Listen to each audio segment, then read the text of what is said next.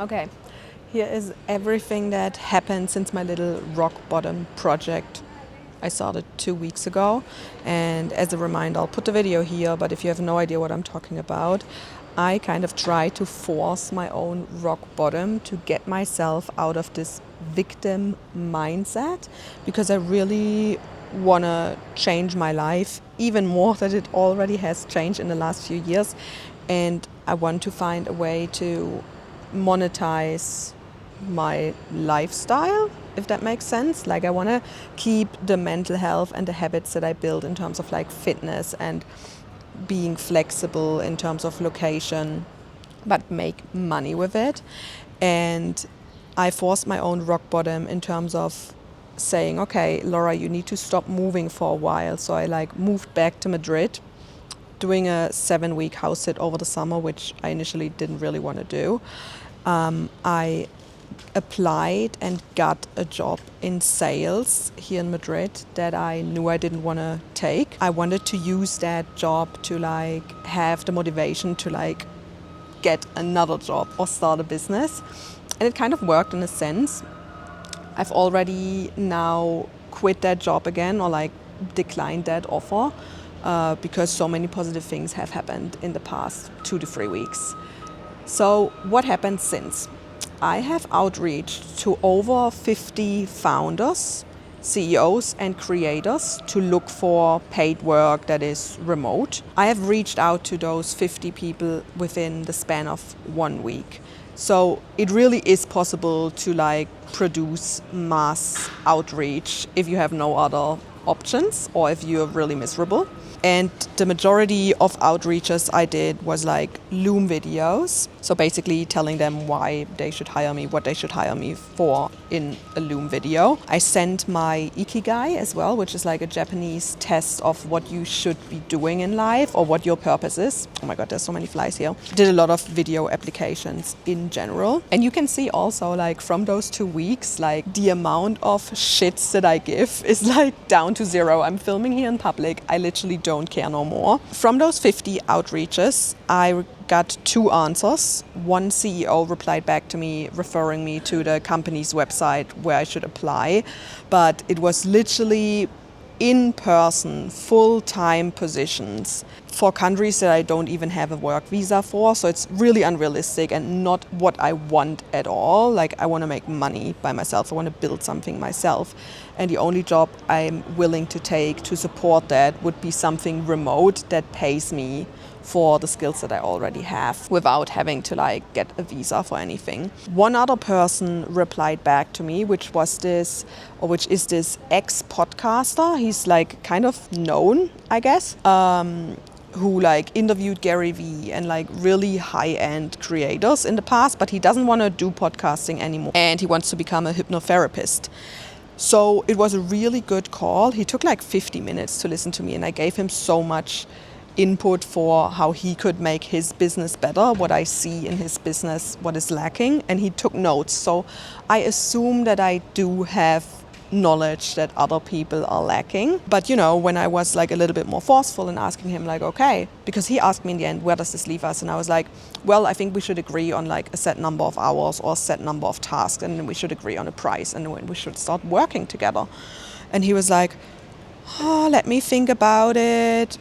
And that's just a nice way of saying no. Like, if you don't want to say no in the video call, you say that. So I kind of also realized, okay, Laura, maybe a creator who is like in the midst of like the messy part is not the best person for you to pitch either. If kind of like you are also in the messy part, you want to learn from someone and make money while learning from someone.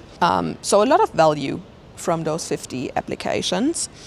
And then I spoke to my former host mom from when I was an AuPair in the US, because she is an entrepreneur and she has a lot of money. Her and her husband are extremely wealthy. So I asked her for advice. And she said to me, why don't you go to a startup incubator and see if there's any programs for people like you, or if you can find someone who like needs help in their startup. And I was like, oh, I've never heard of that. So I Googled it, went to an incubator, house or home or whatever. Unfortunately, in Madrid, they're pretty dead in the summer, which like Madrid in general is pretty dead in the summer because it's just too hot. Honestly, just going there and talking to the people on the front desk who are also, one of them is an entrepreneur who sells like wool from alpacas or something like that, super interesting.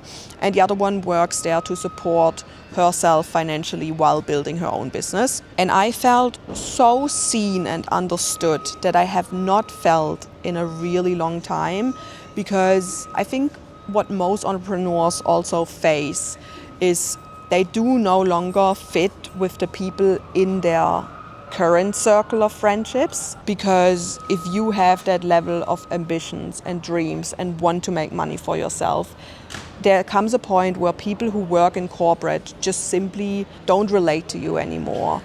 And there comes a point where you realize that talking to these people doesn't help you either, because someone just listening to me doesn't get me any further anymore.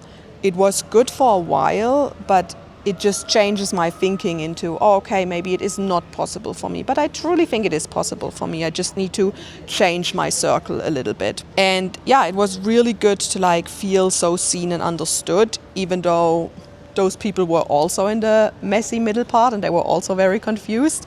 Still, feeling seen, understood, and kind of like you're not alone in it is so helpful. And then what my host mom also did is she connected me to a millionaire who went to university with her and then became an entrepreneur. And how she describes my current situation is exactly what he went through 12 years ago when he wanted to become an entrepreneur. And then he went on building and scaling a company, and then they sold it for like millions of dollars. And she was like, just talk to him. And I was like, okay, if you ever get the chance to talk to someone with money who gets absolutely nothing from you, definitely do it. It will completely destroy everything you think before. And I kid you not, after that call, I cried for 3 hours because it was so hard what he told me. And I'm really fortunate because I recorded everything so I can watch it back the next day with a clearer mind and take notes. And the key takeaways were, if you want to be an entrepreneur, your only job is to make money.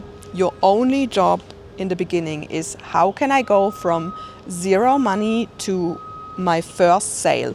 Don't think about your dream. Don't think about the perfect idea, because most of your ideas are shit anyways. It was so hard to listen to all of that, I kid you not. And he said the second biggest thing is find a business partner. Find a business partner that's equally committed, that can also support themselves for like a year or so and is willing to go the extra mile.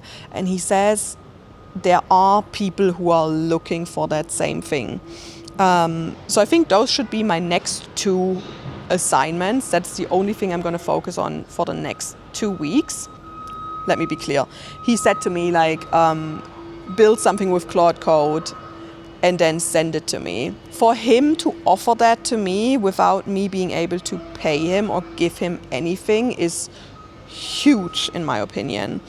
So that's what I'm going to do. I'm going to build something that he gave me some recs as well. Build something with Claude Code, which terrifies me so much, and then send it to him and then see what he says.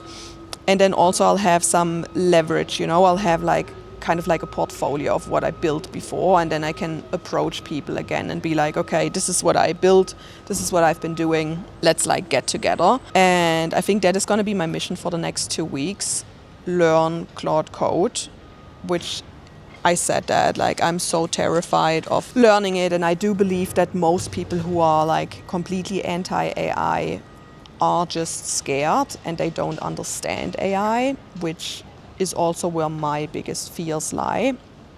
But I can't come on here and say things like you have to face your fears, you have to use your fears as fuel, and you can't stay in your comfort zone, and then turn around and not pursue my dreams because I'm scared of AI.